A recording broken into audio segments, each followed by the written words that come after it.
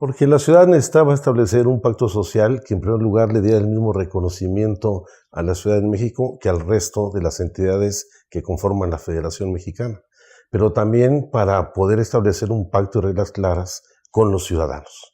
Yo creo que la Constitución establece las nuevas reglas del juego político en la ciudad y particularmente establece las bases de lo que será la participación de los ciudadanos, no solamente en el ejercicio, en la exigencia del cumplimiento de todos sus derechos, sino en los instrumentos que le van a permitir asumir la política y los asuntos públicos de manera directa.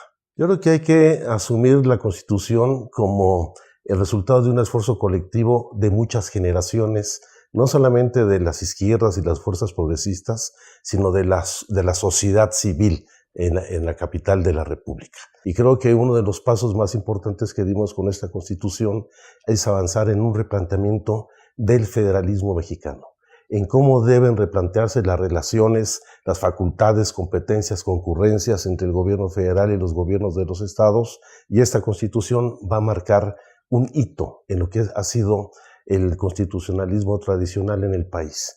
Esta es una Constitución de avanzada, en donde el eje articulador no es el poder, no es la autoridad, son las personas, son sus derechos. Si con alguna frase pudiera yo resumir lo que es el contenido de nuestra Constitución, es una Constitución que establece el derecho a tener y ejercer todos los derechos por las personas.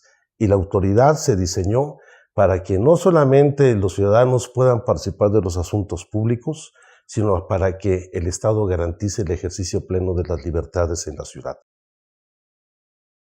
Esta es una Constitución que, más allá de los instrumentos de la democracia representativa, estableció los instrumentos de la democracia plena.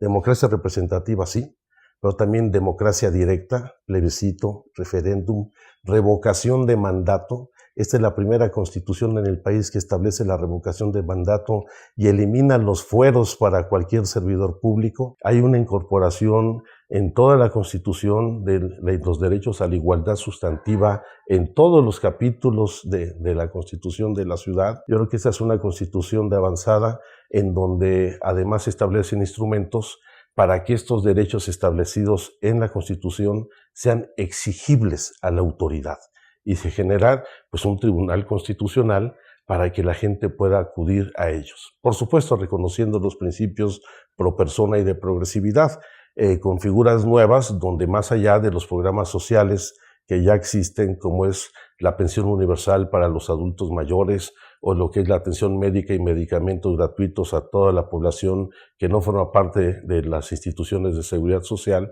hoy se establece la idea del mínimo vital, que es el referente a la renta básica universal, en donde de inicio este mínimo vital va a garantizar que las personas que viven en condición de pobreza extrema en la ciudad tengan acceso a un ingreso mensual que les permita enfrentar esta adversidad. Y también creo que uno de los cambios más importantes son las reformas al poder intocado, al poder judicial. Por primera vez se establecen controles reales sobre el poder judicial, donde, por ejemplo, se elimina la posibilidad de que el presidente del Tribunal Superior de Justicia presida al mismo tiempo el Consejo de la Judicatura. Es decir, no puede ser juez y parte.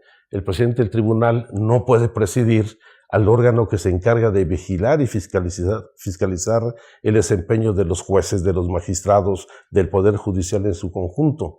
Y se crea por primera vez un Consejo Judicial Ciudadano para quitar esta fase, este espacio de empoderamiento de la autoridad judicial y dejarlo en manos de un comité conformado mayoritariamente por ciudadanos, quienes harán las propuestas de los integrantes del Consejo de la Judicatura, los integrantes del tribunal e incluso a los responsables de la Fiscalía Anticorrupción. ¿Para qué tantos derechos si no hay recursos para que se ejerzan? Que es la vieja visión liberal. Esta lógica de dime cuánto dinero tienes para ver a cuántos derechos te alcanza, lo cual es un absurdo, porque los derechos humanos, para empezar, son de índole universal. Y todas las personas tenemos derecho a ejercer plenamente estos derechos humanos. Y por supuesto, muchos de estos no requieren de recursos, de modo tal de que muchos de estos derechos son asuntos de voluntad política. El derecho al libre desarrollo de la personalidad y el derecho a la autodeterminación de las mujeres, el derecho a un matrimonio igualitario, el derecho a una muerte digna, el derecho a adoptar por parejas del mismo género, pues no requiere de recursos, es de voluntad. Y en aquellos asuntos que se requieren recursos económicos, pues el principio de progresividad será el que regirá la aplicación de estos derechos.